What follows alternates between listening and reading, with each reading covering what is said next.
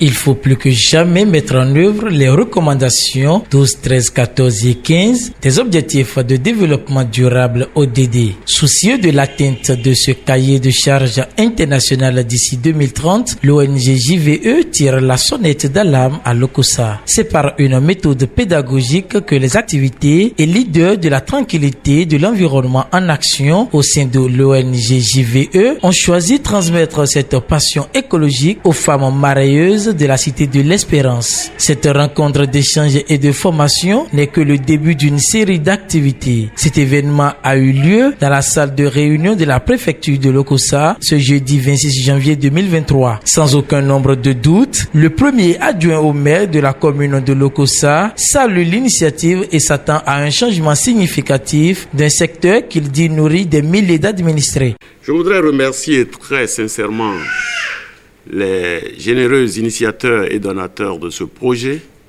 qui l'a rendu possible.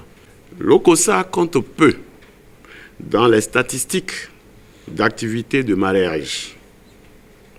Or, c'est un secteur qui nourrit des milliers de compatriotes, de concitoyens.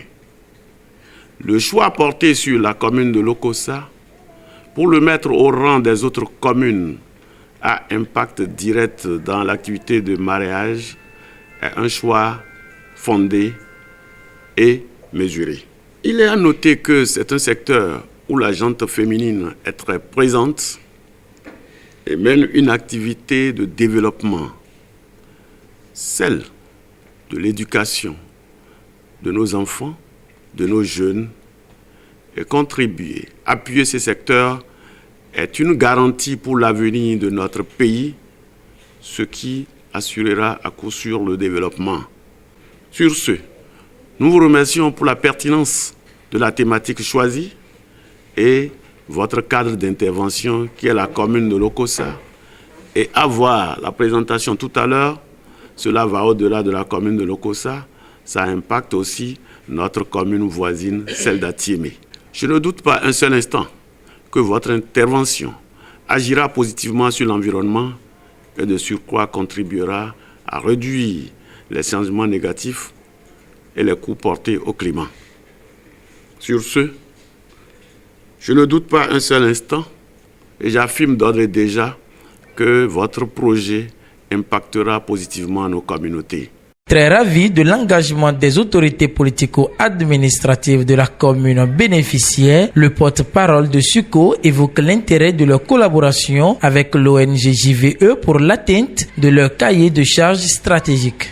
Cette activité à laquelle nous avons été conviés ce jour 26 janvier est l'aboutissement de la belle collaboration entre SUCO et l'ONG Jeunes Volontaires pour l'environnement.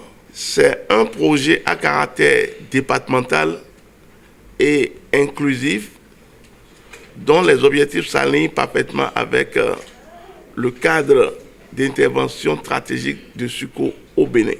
La présence des autorités locales, des bénéficiaires, des médias et des invités à cette cérémonie de lancement témoigne du caractère inclusif et régional du projet. Sa pertinence est d'un ordre socio-économique avec un impact avéré sur l'environnement et sur les jeunes filles et les femmes, deux thématiques comptées parmi les 4 axes d'intervention de SUCO: égalité femmes-hommes, résilience au changement climatique. C'est ce qui justifie notre implication à travers notre fonds Innov. Chers bénéficiaires, ce projet a été spécialement développé pour vous. Renforcer votre pouvoir d'agir et améliorer votre environnement de vie commun. Nous vous invitons à en tirer bon profit. Sur des mots de gratitude envers l'initiative de JVE Bénin et de SUCO à travers le fonds Innov, l'autorité préfectorale déclare la locomotive en marche pour un impact favorable sur l'environnement. Je voudrais saisir cette opportunité pour exhorter tous les acteurs à divers niveaux de responsabilité à appuyer la mise en œuvre du projet en vue de l'atteinte de meilleurs résultats. C'est aussi pour moi le lieu de témoigner les sentiments de gratitude des populations du département du Mono en général et des bénéficiaires du projet en particulier à l'endroit du partenaire au développement Affaires mondiales Canada à travers le fonds Innove de Suco pour ses multiples interventions dans notre juridiction administrative.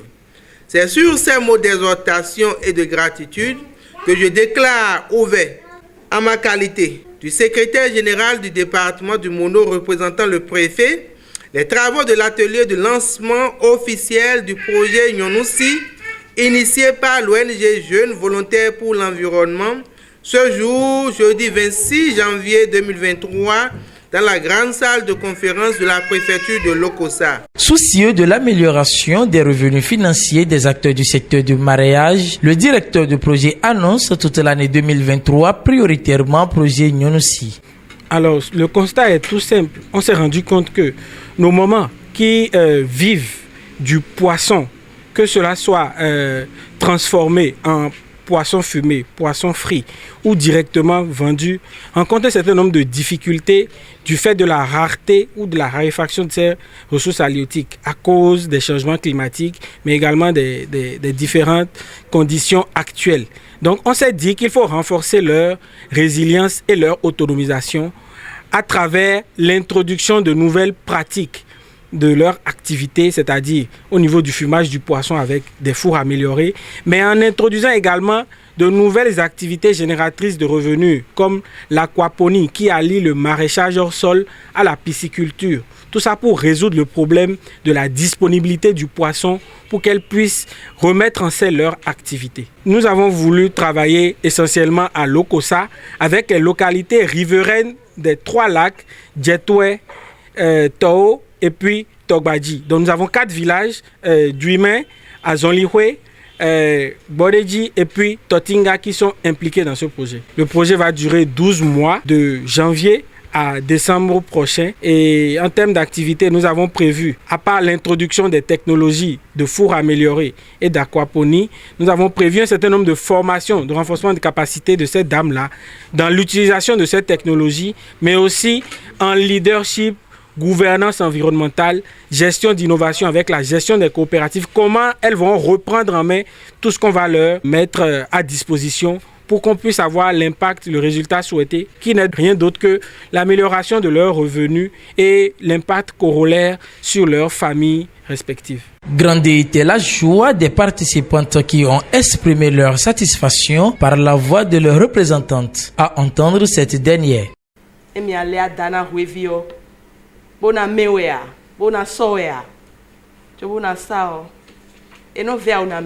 Pour la transformation du poisson fumé, frit ou directement vendu, nous rencontrons des difficultés. C'est de là que JVE s'est rapproché de nous et a décidé de nous aider. Au nom de toutes les femmes, je remercie l'ONG JVE. Et nous acceptons travailler avec l'ONG pour notre prospérité.